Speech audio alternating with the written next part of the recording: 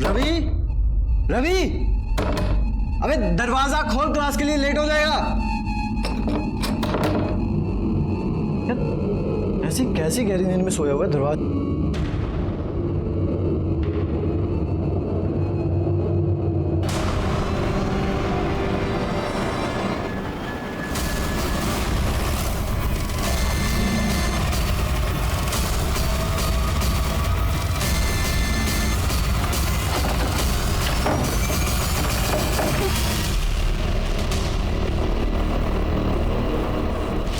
Body को नीचे उतारो।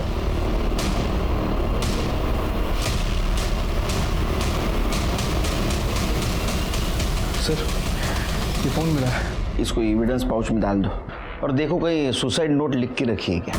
ठीक है। कपिल, ये लड़का कहाँ का रहने वाला था? नासिक। उसके फैमिली को इन्फॉर्म कर दो। जी सर। सर, पूरे कमरे की तलाशी ले ली और बॉडी को भी चेक किया है, लेकिन सुसाइड नोट नहीं मिला है। बॉडी को पोस्टमार्टम के लिए भेज दो। अच्छा, बॉडी को किसने देखा था सबसे पहले? सर मैंने। सर, रवि रूममेट था मेरा। कल रात जब लैपटॉप में मूवी देख रहा था मैं तो। अरे यार, तू फिर से यहाँ पे फिल्म देखने लग गया है। कल एकता मैम मेरा टेस्ट लेने वाली है, तू बाहर जा, मुझे पढ़ाई करनी है। यार हमेशा पढ़ाई करनी है। ठीक है, मेरे नाम का पढ़ लेना तू। जा रहा हूँ मैं। तो आप रात भर हॉल में थे, रूम में नहीं गए? सर, रूम में तब जाता जब वो दरवाज़ा खोलता। रात को 2:30 बजे जब मूवी खत्म हुई तो मैंने दरवाज़ा नॉक किया, उसको आवाज़ भी लगाई, लेकिन उसने दरवाज़ा नहीं खोला तो मैं बाहर हॉल में ही सो गया। फिर सुबह क्या हुआ? मैं विंडो से देखने गया कि वो दरवाज़ा क्यों नहीं खोल रहा है। जब मैंने विंडो से देखा तो वो पंखे से लटका हुआ था। सर, मैंने सरला मैम को इन्फॉर्म किया। तुम रवि के रूममेट हो ना, तो उसके बारे में काफ़ी कुछ जानते हो। क्यों सुसाइड किया होगा उसने? मुझे तो यकीन नहीं हो रहा है कि उसने सुसाइड कर लिया। उसकी लाइफ में कोई सीधा साधा खुश रहने वाला बंदा था सर। नई मूवी है ये क्या? ओए ये ले, तू भी थोड़ा रिलैक्स हो जा भाई। नहीं भाई, तुम लोग भी पियो। मुझे रिलैक्स होना होगा तो मैं कोई मोटिवेशनल बुक पढ़ लूँगा। अबे किताबी कीड़े, एक दिन तो मस्ती कर ले। मस्ती तो मैं कर रहा हूँ, और मुझे मस्ती करने के लिए ना ये सब दारू की ज़रूरत नहीं पड़ती, समझा? तुम सब ने कुछ और देखा सुना?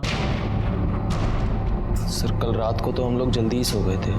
सुबह जय की 7 बजे चिल्लाने की आवाज़ सुनी तो उठे और देखा तो।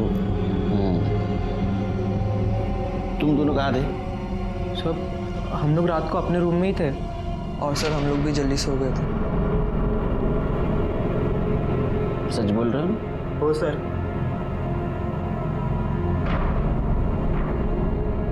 ये बंगला आपका है? जी सर, ये हमारी पुश्तैनी प्रॉपर्टी है। यहाँ मैं और मेरी बेटी एकता रहते हैं। तो अब दोनों ही रहती है बंगले में? आपके पति नहीं रहते आपके साथ?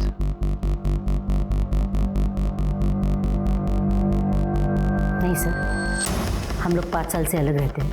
हमारा डिवोर्स केस फाइल हो चुका है और अभी तक फाइनल नहीं हुआ। इस बंगले में आप कोचिंग भी लेती है, पीजी भी रखे है, फाइनेंशियल प्रॉब्लम है आपको? नहीं सर, एकता टीचर है और पढ़ाई के साथ साथ वो सोशल वर्क भी करना चाहती है। इसीलिए हमने सोचा क्यों ना बाहर गांव से आने वाले ज़रूरतमंद बच्चों के लिए रहना, खाना और ट्यूशन की सस्ते में व्यवस्था की जाए। रवि उन्हीं बच्चों में से एक था। गरीब घर से था लेकिन बहुत इंटेलिजेंट था। जय ने बताया आज कुछ टेस्ट लेने वाली थी आप? उसने कहा कि कल एकता मैम टेस्ट ले रही है। जी, टेस्ट? हाँ, जिसकी वजह से रवि प्रेशर में था। नहीं सर, मैं तो कोई टेस्ट नहीं लेने वाली थी। अच्छा, इसका मतलब रवि ने जय से झूठ बोला होगा। सर, किसने किसको क्या बोला मुझे नहीं मालूम, पर मैं कोई टेस्ट नहीं लेने वाली थी।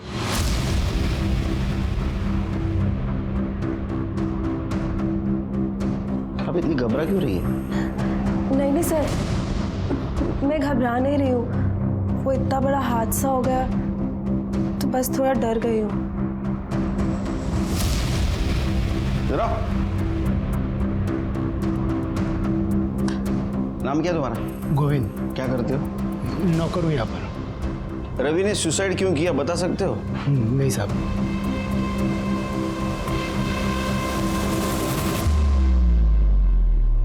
नमस्कार, मैं सीनियर इंस्पेक्टर सुनील केलकर। जब मेरी पोस्टिंग माटुंगा के पुलिस स्टेशन में थी, रवि का यह केस मेरे पास आया। ऊपर से आत्महत्या लगने वाला ये केस अपने आप में बहुत सारे संगीन राज छुपाए बैठा था, जिसे देखकर मैं हैरान हो गया। चिरके, मुझे सब लोग तो नॉर्मल लगे, सिवाय उसका रूममेट जय, निखिल और देवेश। वो काफी घबराए हुए लगे। क्या वजह हो सकती है उनकी घबराने की? एक काम करो, उनका मोबाइल डाटा चेक करो, पता चलेगा। ठीक है सर। वैसे सर वो रवि के फ़ोन को चेक किया है, लेकिन उसके फ़ोन में कुछ मिला नहीं है सर। और सर सबसे अजीब बात, उसके फ़ोन में ना तो कोई फ़ोटो है, ना कोई वीडियो, ना कोई टेक्स्ट मैसेज। फ़ोन पूरी तरह से खाली है उसका। पूरी तरह से खाली है? मतलब हमारे काम की कोई चीज़ हो सकती है। आत्महत्या की वजह? एक काम करो, उसका मोबाइल डाटा रिकवर करो। ठीक है सर। सर, रवीचे आई वडील आलेत।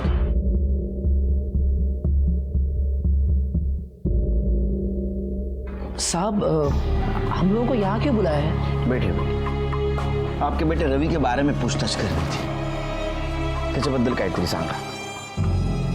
रवि के बारे में? रवि के बारे में क्या बोलना है साहब?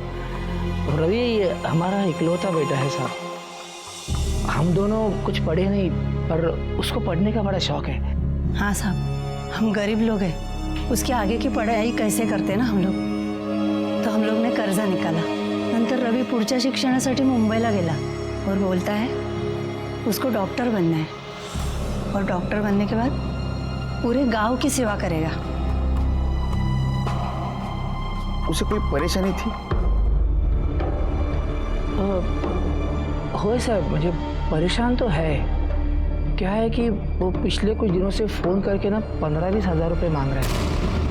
वो सरला मैडम है ना, जहाँ पे वो रहता है, कह रहा है कि उन्होंने कुछ फीस बढ़ा दी है। साहब तुम्हें बकता है, हमारा हमें गरीब लोग हैं, इतने पैसे कहाँ से लाएंगे साहब? पर साहब ये सब क्यों पूछ रहे हो आप?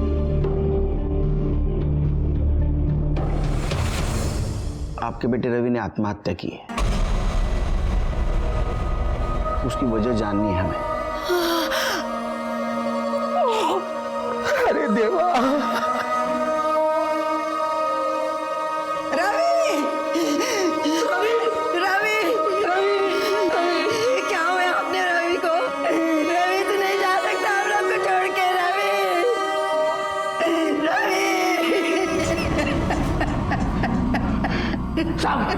साहब मेरा बेटा मरा नहीं है, वो खुद को मार नहीं सकता साहब। ये वो क्लास में जाता था ना मैडम के पास, वहाँ कुछ गड़बड़ हुआ है, उसके साथ कुछ गलत किया है साहब, उसको मारा गया है साहब।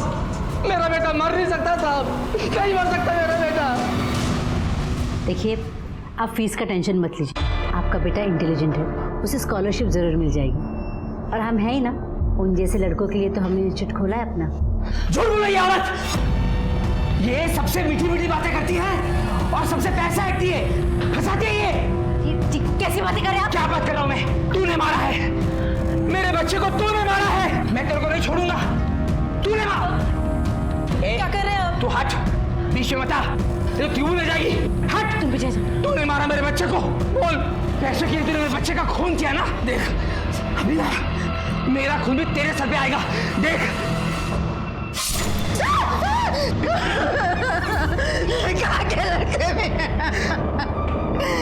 एक तो अपना बेटा आप उनको छोड़ के चला गया, और आप भी मुझे छोड़ के जाओगे तो मैं कैसे जीऊंगी? क्या किया आपने? हॉस्पिटल ले उन्हें। क्यों किया आपने? ले जाओ इन्हें हॉस्पिटल। हेलो, ये छोड़ो ना, याद रखना। ये रवि के पेरेंट्स का कहना था कि आपने एक्स्ट्रा फीस मांगी है और उसकी वजह से रवि परेशान था। नहीं सर, एक्स्ट्रा फीस वाली कोई बात ही नहीं थी। आप चाहिए तो बाकी बच्चों से बात कर सकते हैं। हो सकता है रवि ने अपने पेरेंट्स से फीस के नाम से कुछ एक्स्ट्रा पैसे मांगे हो, और इसीलिए शायद उन्हें लगता हो कि उसने फीस की वजह से आत्महत्या की।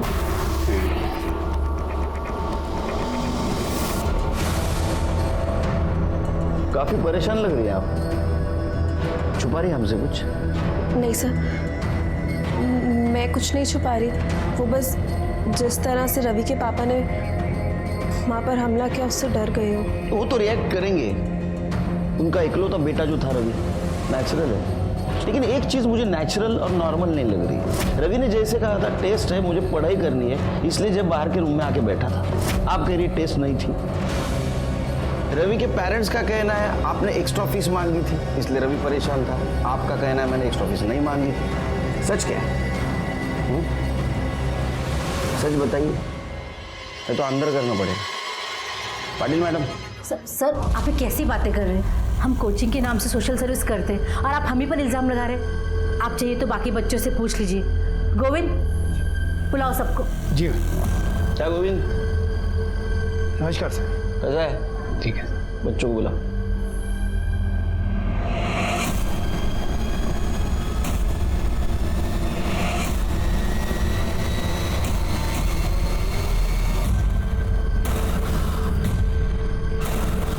आप जाएंगी?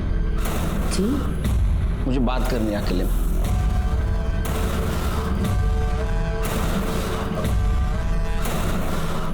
टीचर ने एक्स्ट्रा फीस मांगी थी आपसे? अच्छा, एकता टीचर कैसी है? अच्छी है सर। दिखने में नहीं, पढ़ाई में प्रेशर देती है पढ़ाई के लिए? फार होशियार मुलं आहात तुम्ही। गुड। शिर्के, या तो ये लड़के झूठ बोल रहे या तो रवि किसी बात से जरूर परेशान था, इसलिए अपने माँ बाप से पैसे मांग रहा था। सर ये भी तो हो सकता है कि सरला सच बोल रही हो। ये लड़के पैसों के नाम पे अय्याशियां करना चाहते हो और इसीलिए अपने माँ बाप से पैसे मांग रहे हैं। नहीं, लेकिन एक बात तो साफ है कि ये रवि करियर ओरिएंटेड लड़का था, लेकिन किसी बात से जरूर परेशान था। कुछ उसके दिमाग में चल रहा था। एक काम करो शिर्के, उसका मोबाइल डाटा रिकवर करवाओ। शायद हमें कुछ ऐसी चीज मिले जिससे पता चल सकता है कि इस बंगले में चल क्या रहा था। हाँ मैडम कह रहे मैंने किया। कौन से मैडम की बात कर रहे हैं? सरला या एकता? पता नहीं सर, वीडियो के साथ जो मैसेज आया उसमें सिर्फ इतना लिखा है, I have the proof, you will pay. अब ये वीडियो तुम्हारे पेरेंट्स को दिखाऊंगी। कौन से मोबाइल से आया वीडियो? सर ये एकता शाह के मोबाइल से आया। एकता शाह? शिर्के, अगर ये मैसेज एकता शाह के मोबाइल से आया है तो उस पर केस बनेगा, आत्महत्या के लिए उकसाने का। एकता टीचर्स ट्रेनिंग के लिए गई है। कब और कहाँ? कल सुबह भांडारकर इंस्टीट्यूट पुणे। वो ट्रेनिंग हमेशा वहीं होती है। कदम, इंस्टीट्यूट में फोन लगा और एकता को लाइन पे ले लो। सर लेकिन आप ये सब क्यों पूछ रहे हो? शिर्के, दिखाओ क्यों पूछ रहे हैं। हाँ मैडम कह रहे मैंने किया।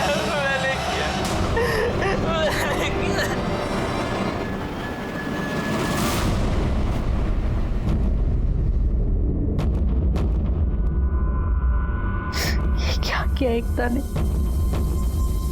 अच्छा, तो ये वीडियो भी एकता ने बनाया। तो ये तो पता चला होगा आपको कि रवि किस मैडम के बारे में बात कर रहा है।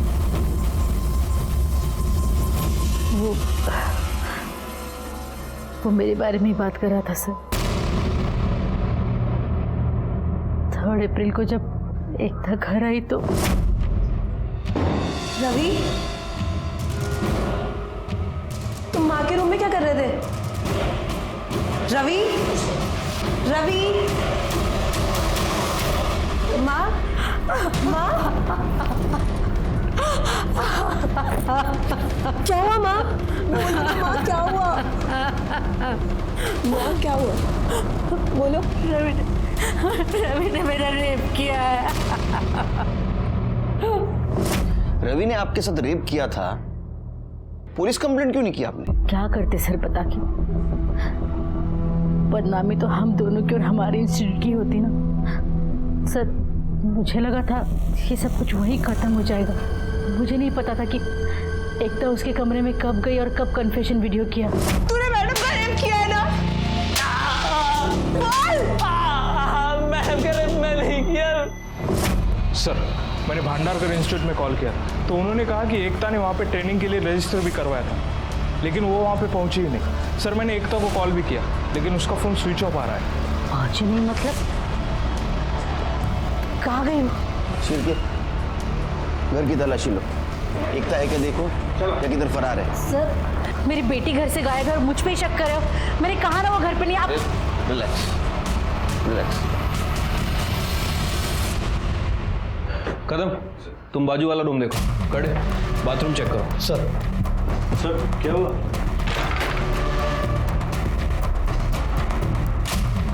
सर बाथरूम में कोई नहीं। सर उस रूम में भी कोई नहीं। तुम लोग इतना घबरा क्यों रहे हो? सर वो आप एकदम अचानक से आ गए तो। एकता कहाँ है? सर हमें कैसे पता होगा? नहीं पता हमें। चलो।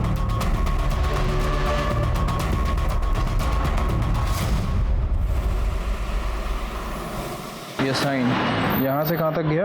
ये मातम यहाँ तक, और फिर बंका हुआ।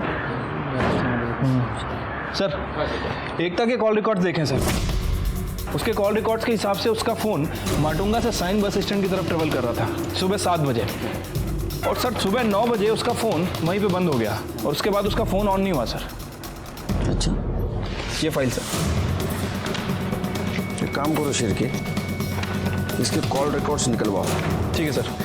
वैसे सर उन तीनों लड़कों के भी कॉल रिकॉर्ड्स आ गए हैं और इस बारे में मैंने उनके पड़ोसियों से भी पूछताछ की है। वो तुकाराम भी सच कह रहा था सर। इन तीनों लड़कों ने अपने माँ बाप से 15 से 20 हज़ार रुपये मांगे थे फीस के लिए।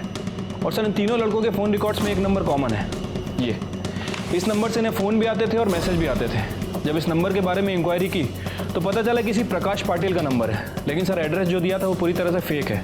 और सर जिस दिन रवि ने सुसाइड किया इसी नंबर से उसे फ़ोन भी आया था और मैसेज भी आया था। रवि ने मरने से पहले अपने बाप तुकाराम से बात की, तुकाराम के बाद रवि के फ़ोन पर मैसेज आया और उसके बाद रवि ने सुसाइड किया। और तब से लेके अभी तक यह नंबर अभी तक एक्टिव नहीं हुआ सर। इसका मतलब ये तीनों लड़के हमसे झूठ बोल रहे थे। शिरके, तीनों को उठा के ले गया।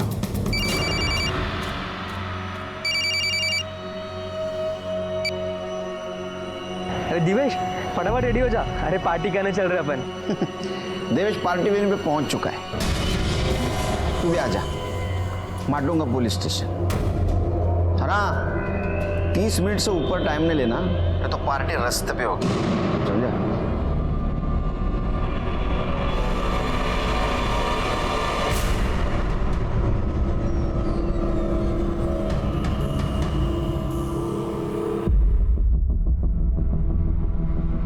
शिरके, हेयर स्टाइल देखी?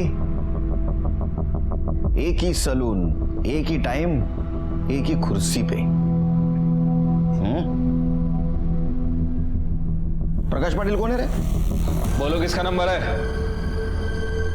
सर वो स्टडी ऐप वाले का नंबर है। स्टडी ऐप के लिए हमने ऑनलाइन सर्च किया था, तभी उसको हमारा नंबर मिल गया। उसके बाद सर हमने उसको 1000 बार मना किया कि हमको कुछ नहीं सीखना है, पर फिर भी कॉल करता रहता है और मैसेज करता रहता है। स्टडी? हाँ सर। तो पार्टी किस बात की कर रहे थे? किसी बात की नहीं सर, वो आज पापा ने अकाउंट में पैसे ट्रांसफ़र किए थे और आज वीकेंड भी है तो हमने सोचा कि आज पार्टी करते हैं। हाँ सर। पापा ने? हाँ। जाओ पार्टी करो। जाए? हाँ जाओ।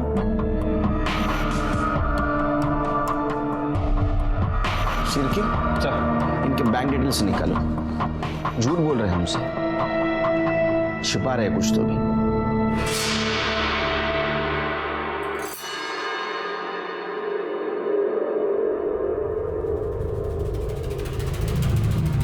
अबे क्या कर रहा है, पागल हो गया क्या? थोड़ा बैठ और चिल मारना, छोड़िए सब। यार तुम लोगों को यहाँ पे रहना रहो, लेकिन मैं यहाँ नहीं रह सकता। जब से साला रवि ने इस पंखे पे लटक अपनी जान दिया ना, मुझे इस रूम में घुसने से भी डर लगता है। क्या पता साले की आत्मा यहीं बगल में बैठी हो। नहीं, मैं यहाँ नहीं रह सकता। और ऊपर से तुम लोगों ने पुलिस से भी झूठ बोल दिया। यार मुझे इन सब लफड़ों में नहीं पड़ना यार, मैं जा रहा हूँ। अरे सुन यार, अरे बैठ बैठ भाई, तू बैठ। सुन, तेरे भाई ने ना सब इंतजाम कर लिया, समझा? काम कर, बियर पकड़, बियर पी और ठंडा हो जाना, क्यों इतना टेंशन ले रहा है?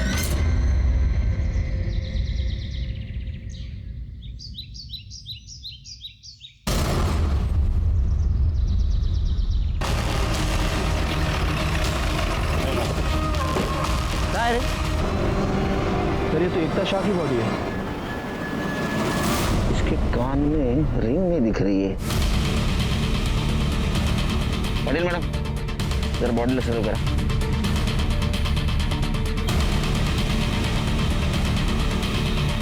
सिर पे गहरी चोट है, सिर के खून भी जमा हुआ लग रहा है। बॉडी पोस्टमार्टम को भेज दो और पूछताछ करो किसी ने यहाँ बॉडी को फेंकते हुए देखा है। और एक काम करो, इसके घर से यहाँ तक का सीसीटीवी फुटेज चेक करो, देखो कुछ क्लू मिलता है। वैसे सिर के ये सायंस से यहाँ क्या कर रही है?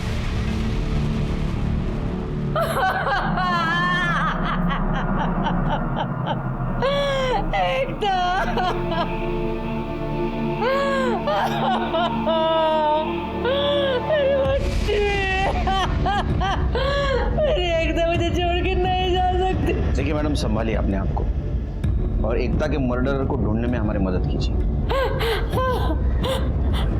मेरी एकता तो पूना जाने वाली थी, वो वडाला कैसे पहुंच गई सर? पूना जाने वाली थी? पूना कैसे जाने वाली थी? बस से, ट्रेन से? सर एकता हमेशा सायन से बस पकड़ती थी पूना जाने के लिए। सरला, ये लोग क्या कह रहे हैं? एकता हमें छोड़ के चली गई, लेकिन ये कैसे हो सकता है? कुछ बोलो सरला। आप कौन? सर मैं एकता का फादर। सर एकता के कातिल को ढूंढने का लिए सर, वो मेरा सब कुछ थी सर, उसके अलावा मेरा कोई नहीं। सरला के साथ तो सब खत्म हो चुका है कब का। ये एकता ने रवि के कन्फेशन का वीडियो बनाया कि उसने सरला का रेप किया है और उसके बाद में रवि ने सुसाइड कर लिया और जिसने वीडियो बनाई उस एकता का भी मर्डर हो गया। बॉडी वडाला में मिली, इसका मतलब वो पूना नहीं गई, ये कंफर्म है। सिर्फ एक काम करो, एकता का पीएम रिपोर्ट आने के बाद उसका मर्डर लोकेशन और तुकाराम का लोकेशन मैच होता है क्या देखो। क्या ऐसा तो नहीं तुकाराम ने बदले की भावना में एकता को मारा हो? ठीक है सर, एक मिनट। हेलो, अच्छा कब की बात है?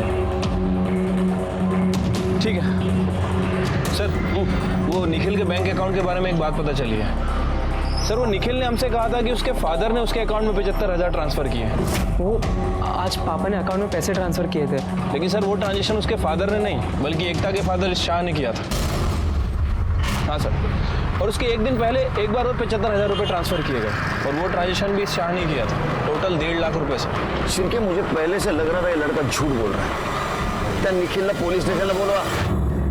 क्यों रे, तू तो उस दिन बोल रहा था तेरे पापा ने पैसे दिए। सुरेश शाह तेरा बाप है? हाँ, 2 दिन में 1.5 लाख रुपए दिए तेरे को। किस चीज के पैसे दिए थे? सर वो कुछ दिन पहले मैंने सरला मैम और सुरेश को झगड़ते हुए देखा था और उनके लॉयर्स भी उनके साथ में ही खड़े थे। मुझे हर महीने एलिमनी के 50,000 रुपए चाहिए, वरना सबके सामने ये जो सती सावित्री समाज सेविका बनी फिरती है ना, वो सारी नौटंकी 2 मिनट में खत्म कर दूंगा। लालच में तुम्हारा दिमाग खराब हो गया है, इसलिए कुछ भी बकवास किए जा रहे हो। अरे मुझे तो अपने आप पे शर्म आती कि मैंने तुम्हारे जैसे आदमी के साथ शादी की। ये डायलॉग बाजी किसी और के सामने, मुझे मालूम है तू कितनी शरीफ है। बस एक सबूत चाहिए, नहीं कोर्ट में नंगा किया ना तो मैं भी सुरेश शाह नहीं। शाबाश बेटे, तूने मेरा काम आसान कर दिया। आपका काम तो सिर्फ तभी आसान होगा जब आप मुझे इस वीडियो के 2 लाख रुपए दोगे, वरना भूल जाओ। 2 लाख? मैं कहाँ से लाऊं 2 लाख? 50,000 दे सकता हूँ। अगर मुझे इसके 50,000 लेने होते ना तो मैं आपको वीडियो दिखाता ही नहीं। आप फोकट में टाइम वेस्ट कर दिया मेरा। Relax, take it easy. आपस में समझ लेते हैं ना। देखो 2 लाख नहीं, 1.5 लाख दूंगा। फिर सुरेश ने 2 दिन में मेरे अकाउंट में 1.5 लाख रुपए ट्रांसफ़र कर दिए और मैंने उसे वो वीडियो मेल कर दिया। क्या था वीडियो में? सब उस वीडियो में मेरा क्या था? हाँ, भजन, कीर्तन, भांगड़ा, क्या था? सर वो मेरा और सरला मैम का वीडियो था। निखिल, पढ़ाई का बहुत प्रेशर होगा ना तुम पे। क्यों ना तुम्हारा प्रेशर थोड़ा हल्का कर दूं? आओ ना निखिल। मतलब सरला ने खुद उसके साथ सोने के लिए तुम्हें प्रोवोक किया? सर सिर्फ मुझे ही नहीं, जय, रवि और दिवेश को भी प्रोवोक किया सर। लेकिन बाद में उन लड़कों को छोड़ दिया उसने, शायद उन्हें वो लड़के पसंद नहीं आए। एकता को पता था उसकी माँ क्या करती है? मुझे नहीं लगता सर, क्योंकि सरला मैम ने हमको धमकी दी थी कि एकता मैम या फिर किसी और को कुछ भी पता चला, सरला मैम हम पे रेप केस का चार्ज लगा देगी। अच्छा, सुरेश शाह को तूने जो वीडियो दिया तूने खुद बनाया था? नहीं सर, ये वीडियो गोविंद ने रिकॉर्ड किया था। मुझे तो पता भी नहीं था कि ऐसा कुछ वीडियो बन रहा है ना मस्त वीडियो। हाँ, इतनी आसानी से। अब कितनी मेहनत किए हैं हम, मेहनत का फल तो मिलना चाहिए कि नहीं? ज्यादा नहीं, सिर्फ 15,000, वो भी 2 दिन, कोई जल्दी नहीं है। और अगर तुम नहीं देना चाहो ना तो कोई बात नहीं, ये वीडियो मैं तुम्हारे माता पिता को दे देता हूँ, देखते हैं वहाँ पर से कितना पैसा मिलेगा। सर गोविंद सिर्फ मुझे ही नहीं, हम सब लड़कों को ब्लैकमेल करता था। और जो आप प्रकाश पटेल का नंबर पूछ रहे थे ना सर, प्रकाश पटेल कौन है रे? स्टडी ऐप वाले का नंबर है, किसी ऐप बेचने वाले का नहीं था, किसी गोविंद का था। वो इसी नंबर से हमें ब्लैकमेल करता था सर, फ़ोन करके और मैसेज करके। सर गोविंद का कहना है कि वो ये सब कुछ सरला मैम के कहने पे करता है, और जितने भी पैसे उससे आएंगे वो सब पैसे सरला मैम के पास जाएंगे। तुम में से किसी ने गोविंद को पैसे दिए थे? हाँ सर, हम सब लोग फैमिली वालों से एक्स्ट्रा ट्यूशन फीस के नाम पे पैसे मंगाते थे। मतलब रवि को पैसे नहीं मिले और पैसों की वजह से उसने आत्महत्या कर ली? हो सकता है सर, क्योंकि उसके पापा बहुत गरीब है, एंड आई डोंट थिंक कि 15,000 देना उनके लिए पॉसिबल है। अच्छा, ये वीडियो के बाद तुम और बाकी लड़के सरला के पास फिर से गए थे?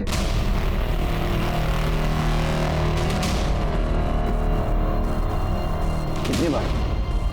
सर अरे कितनी बेड़ा? सब गिनती याद नहीं है सर, जितनी बार उन्होंने बुलाया उतनी बार हम लोग गए थे। मैंने उन लड़कों के साथ रिलेशनशिप बनाया क्योंकि वो अडल्ट थे, मैंने कोई क्राइम नहीं किया। नहीं, बिल्कुल, ये आपने क्राइम नहीं किया, लेकिन गोविंद के साथ उनका वीडियो बनाकर पैसों के लिए उन्हें ब्लैकमेल किया, ये क्राइम किया। मैंने ऐसा कुछ नहीं किया सर। किसने बताया आपको? इसने बताया आपको? ये झूठ बोल रहा है सर, मैंने ऐसा कुछ भी नहीं किया। वीडियो बनाएगा मेरा, ब्लैकमेल करेगा मुझे। झूठ नहीं है साहब, सच कह रहा हूँ मैं। इन्होंने कहा वीडियो बनाओ, नहीं तो नौकरी से निकाल दूंगी। इन्होंने कहा साहब, झूठ बोल रहा है। कहने पर किया साहब, इन्हीं के कहने पर किया। सर, प्रकाश पाटिल के नाम पर जो फ़ोन लिया गया था वो इस गोविंद के कमरे में मिला है, और इस फ़ोन में वो वीडियो, वो फोटो सब कुछ है, और वो मैसेजेस भी हैं जो उन 3 लड़कों को ब्लैकमेलिंग के लिए भेजे गए थे। देखो बेटा गोविंद, ये शिरके है ना, मार मार के आधा बना देगा, उससे पहले पूरी सच कहानी सुना दे, समझा? तूने मैसेज भेजा था? हाँ साहब, मैंने भेजे थे। बता, तूने उस रात रवि को क्या मैसेज भेजा था? यही कि अगर एक दिन में 20,000 का जुगाड़ नहीं किया ना, वो मैडम के साथ वाला वीडियो उसके माता पिता को दिखा दूंगा। शिरके, इसकी हड्डी पसली एक करो और इस पे चार्ज लगाओ, ब्लैकमेल और आत्महत्या के लिए मजबूर करने का। ले जाओ इसको। मुझे क्यों पकड़ रहे हो साहब? साहब, मैडम का मोबाइल था साहब, इनका मोबाइल नहीं, इनके कहने पर मैंने मोबाइल उठाई दिया साहब। आपको पता है आपने क्या किया? देखिए सर, मैं गोविंद नहीं हूँ, मुझे भी लॉ के बारे में थोड़ा बहुत पता है, और वो जो चारों लड़के हैं ना, वो 18 साल के ऊपर के हैं। हमारे बीच में जो भी हुआ है हमारी मर्जी से हुआ है। मैंने किसी के साथ कोई जबरदस्ती नहीं की, मैंने कोई इल्लीगल काम नहीं किया। आपकी वजह से रवि की जान गई। आपकी बेटी आपको इनोसेंट समझती थी, और रवि से कन्फेशन के चक्कर में वो खुद कल्प्रिट बन गई, इसीलिए उसका मर्डर हुआ होगा। आपने दूसरों का नहीं, खुद का घर उजाड़ा है। आजकल सब पुलिस को लॉ सिखाते हैं।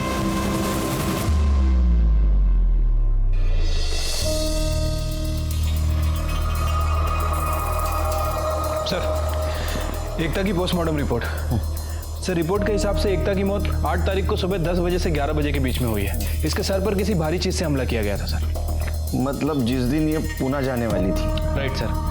वैसे सर, एकता के एक कान की इयरिंग गायब है। हो सकता है कि जिसने इसके ऊपर हमला किया उस वक्त वो कहीं गिर गई हो। रिपोर्ट में ये भी मेंशन है कि एकता 3 महीने प्रेग्नेंट थी। क्या सरला को ये बात पता थी एकता प्रेग्नेंट है? पता नहीं सर, हो भी सकती है और नहीं भी। वैसे सर मैंने एकता के कॉल रिकॉर्ड चेक किए हैं और इसके कॉल रिकॉर्ड्स में एक ऐसा नंबर मिला है जिससे एकता अक्सर बात करती थी, दिन में भी रात में भी। और जब उस नंबर के बारे में डिटेल्स निकाली हैं तो पता चला है कि वो नंबर किसी दीपक पंडित के नाम रजिस्टर्ड है। मैं और एकता एक ही कोचिंग सेंटर में पढ़ाते थे और वहीं हमें एक दूसरे से प्यार हो गया। फिर मेरी नौकरी एक कॉलेज में लग गई तो मैंने कोचिंग सेंटर छोड़ दिया, लेकिन फिर हम बाहर मिला करते थे। आपको पता था वो प्रेग्नेंट थी? हाँ सर, एकता ने मुझे इसके बारे में थोड़े दिन पहले ही बताया था। हम इसके बारे में मिलके बात करना चाहते थे। 8 तारीख को उसे सायन से बस पकड़ के पुणे जाना था और मैं सायन में ही रहता हूँ, तो हमने सोचा कि मिलके बात कर लेते हैं।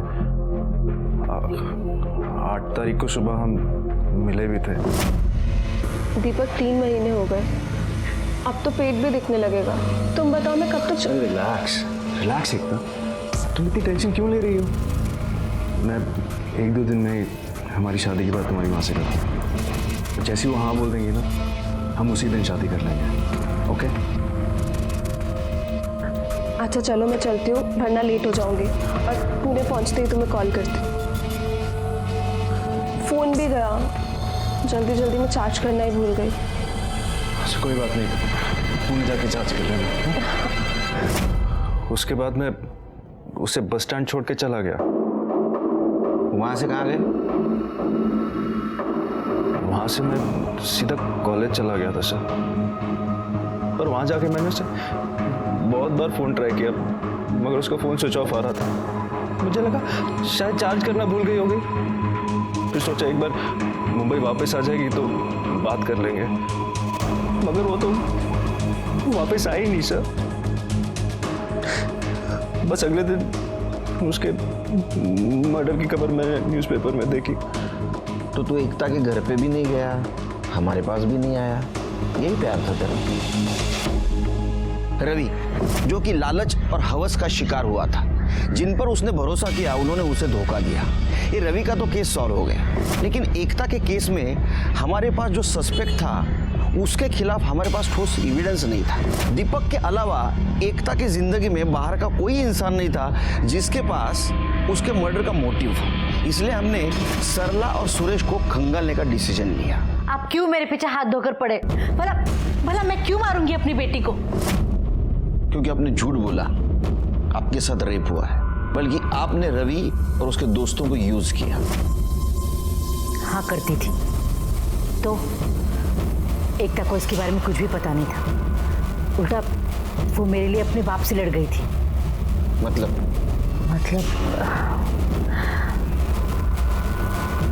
जिस दिन एकता पुणे जाने वाली थी उसकी एक रात पहले सुरेश बहुत शराब पीकर घर आया था।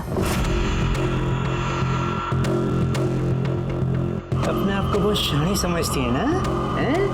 वन मोर डे ऐसा एक्सपोज करूंगा ना, खुद आएगी मेरे पास। सेटलमेंट कर दे ऐसे नहीं मिलेगा, कोर्ट में आना पड़ेगा। तुम्हें एक फूटी कौड़ी भी नहीं मिलेगी। अरे जा देना पड़ेगा। चल सरला टीचर। अगर एकता नहीं होती तो मैं जिंदा नहीं होती। एकता, तुम इस गिरी हुई औरत के लिए तुमने मुझे अपने बाप को मारा? अगर मेरी माँ को कुछ कहा ना तो मुझसे बुरा कोई नहीं होगा। जो लड़ाई लड़नी है कोर्ट में लड़िए, यहाँ नहीं। चलिए जाइए यहाँ से, मैंने कहा निकल जाओ यहाँ से। चलिए। मेरी बच्ची नहीं होती ना? चलिए यहाँ से। अच्छा नहीं किया तूने। चलिए। बहुत भारी पड़ेगा।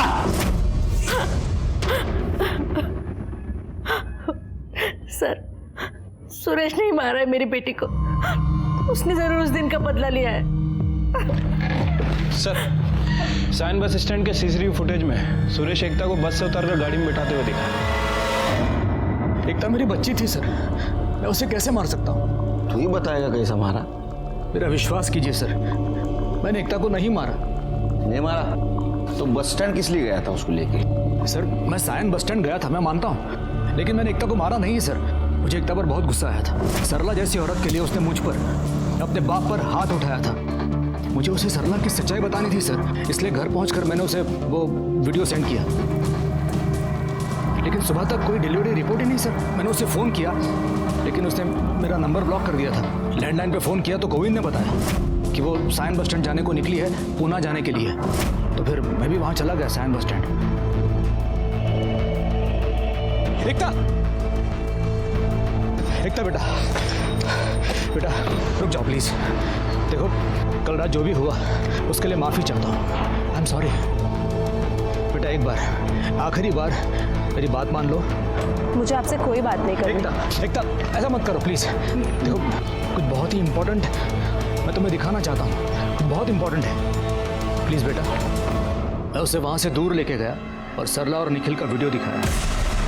नहीं पापा, माँ ऐसा नहीं कर सकती। जरूर निखिल ने कुछ किया। निखिल ही नहीं, तुम्हारी माँ ने सबके साथ ऐसा किया है। रवि ने तुम्हारी माँ का रेप नहीं किया था। तुम्हारी माँ ने उसे फंसाया था अपने जाल में, फिर खुद बचने के लिए सारा इल्जाम उस बेचारे लड़के पे डाल दिया।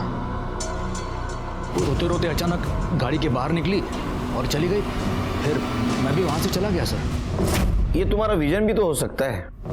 उसको तुम बस स्टैंड लेके गए, फिर वहां से वडाले ले गए, उसको मार दिया और जंगल में फेंक दिया। नहीं सर, नहीं, ऐसा कुछ नहीं हुआ सर। उसके जाने के बाद मैं भी चला गया ऑफिस जाने के लिए नरीमन पॉइंट। सर मेरी बच्ची थी वो, मेरी प्यारी बच्ची। मैं कैसे मार सकता हूँ उसे? मेरा विश्वास कीजिए सर। शिरके सर, इसको अंदर लेके जाओ। सर जब तक सच नहीं बोलेगा ना, पानी भी नहीं दूंगा सर। पानी दिखाना भी मत उसको। प्लीज सर, बट प्लीज मेरा विश्वास कीजिए सर। सुरेश शाह को हमने हिरासत में लिया था, लेकिन कुछ फायदा नहीं हुआ, क्योंकि उसका मोबाइल लोकेशन ये दिखा रहा था कि वो 11:30 बजे सायन से लेके नरीमन पॉइंट तक ट्रैवल कर रहा है, और उसके ऑफिस के सीसीटीवी कैमरे में भी वो दिख रहा था। और पीएम रिपोर्ट के हिसाब से एकता का मर्डर मॉर्निंग 10 से 11 के बीच में हुआ था। वडाला में मर्डर करके 15 मिनट के अंदर नरीमन पॉइंट पहुंचना मुश्किल है। एकता के इस मर्डर केस में हम डेड एंड तक पहुंचे थे, तभी एक बात मुझे सूझी। तो ये सरला के साथ जितने लोग भी कार्यक्रम करते थे, उन सब लोगों के तू वीडियो बनाता था, है ना? जी। तो ये 4 लड़कों के अलावा तूने और किसी का वीडियो बनाया था? बनाया। किसका? दीपक पंडित। दीपक पंडित? वो टीचर? तो तूने उसको ब्लैकमेल क्यों नहीं किया? किए थे सब, लेकिन वो लीडर निकला साहब। बोला जो करना है करो, एक पैसा नहीं दूंगा।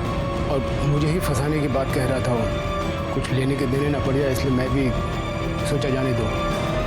अच्छा सिरके, इसका मतलब ये दीपक का अफेयर सिर्फ एकता के साथ नहीं, उसकी माँ सरला के साथ भी चल रहा था। स्वतःला सियाणा समझते हो? माँ के साथ, बेटी के साथ। तो मैं मान रहा हूँ ना। जब मैं उसका ट्यूशन देने जाता था तो मेरा सरला के साथ रिलेशन था। तो ट्यूशन बंद हो गई, तेरा ये सब कुछ बंद हो गया, तो उसको मिला नहीं? मिला ना, लेकिन मेरा उसके साथ कोई अफेयर का लफड़ा नहीं था। मैंने डिसाइड कर लिया था कि मुझे एकता से शादी करनी है। तो मैंने सोच लिया कि ये सब काम मैं छोड़ दूंगा। देखा शिरके, कितना जेंटलमैन आदमी है ये। ईमानदार। चल सुना, ईमानदारी की कहानी सुना।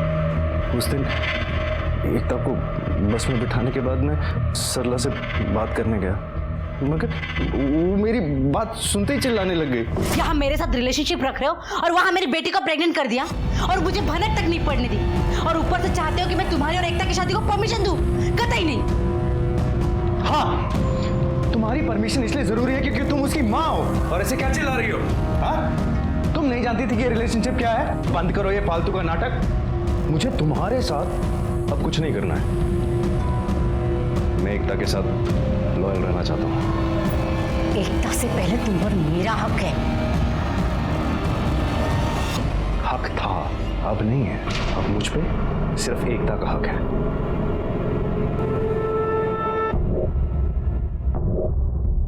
अच्छा, फिर एक आखिरी बार, फिर तुम्हें जहाँ जाना है वहाँ तुम चले जाओ। मैं जानता था कि सरला मुझे इतनी आसानी से नहीं छोड़ेगी। माँ, माँ,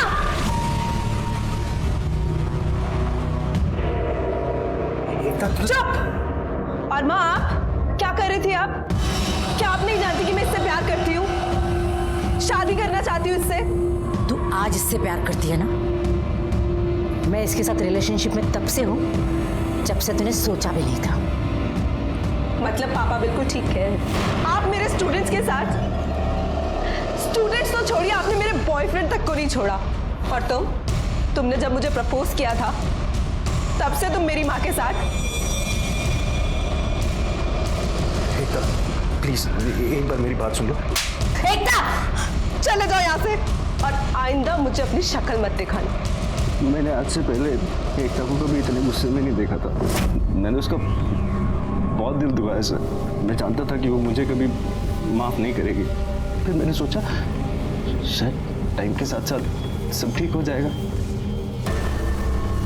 मगर मुझे वो मौका ही नहीं मिला। क्या प्रूफ है तू वहां से निकला था?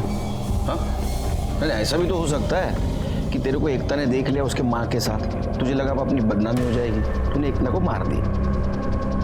सर मेरे पास कोई प्रूफ नहीं है, लेकिन मैं एकता को मार नहीं सकता सर। मैं उससे बहुत प्यार के पंछी, बहुत होगी तेरी कहानी। पिछली बार भी यही सुनाया था, सब झूठ है। सच कहानी क्या है ना, लिख के रख, और तेरे को सुनानी हो मुझे बुला, तब तक यही बैठने का। इधर बसून ठेवायला हो सर।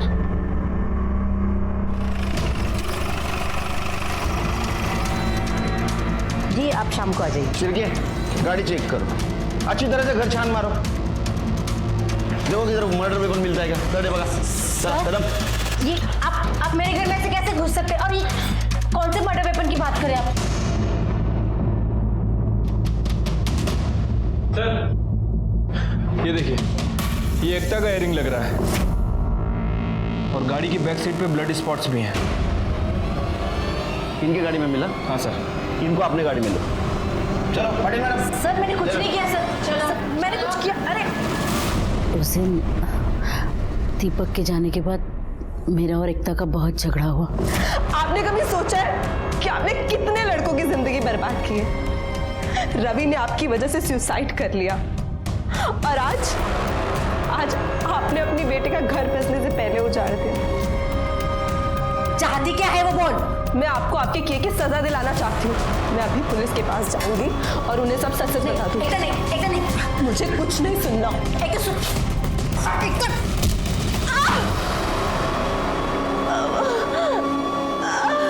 उस दिन जब मुझे होश आया तो मैंने देखा कि एकता मर चुकी है। मैंने पूरे दिन उसकी बॉडी अपने बेडरूम के बाथरूम में रखी थी और फिर रात को मैं उसकी बॉडी लेकर वडाला गई और अपने हाथों से अपनी बेटी को मारा है। गुस्से का इस्तेमाल गलत जगह करने का नतीजा बहुत भयानक हो सकता है। जैसे वो रवि और एकता को मौत से पहले आने वाले गुनाह की दस्तक जरूर मिली थी, लेकिन उसने उसे अनसुना कर दिया था। सरला का रवि के साथ संबंध रखना और उनकी वीडियो को लेकर गोविंद का ब्लैकमेल करना, ये दोनों रवि के लिए दस्तक थी। सरला का एकता को हमारे यहाँ आने से रोकना, ये एकता के लिए दस्तक थी, लेकिन दोनों ने उसे अनसुना कर दिया। अगर वो उसे पहचान पाते तो शायद वो जिंदा रहते। लेकिन ये कहना बहुत आसान है कि अगर ऐसा होता तो, वैसा होता तो, लेकिन सच मानिए तो जिंदगी और मौत के बीच में सिर्फ एक दस्तक का फासला है। उसे पहचानना बहुत जरूरी है। इसी के साथ मैं सीनियर इंस्पेक्टर सुनील केलकर आप सबसे विदा लेता हूँ। फिर मिलेंगे अगले एपिसोड में, तब तक के लिए सतर्क रहिए। देखते रहिए क्राइम पेट्रोल दस्तक।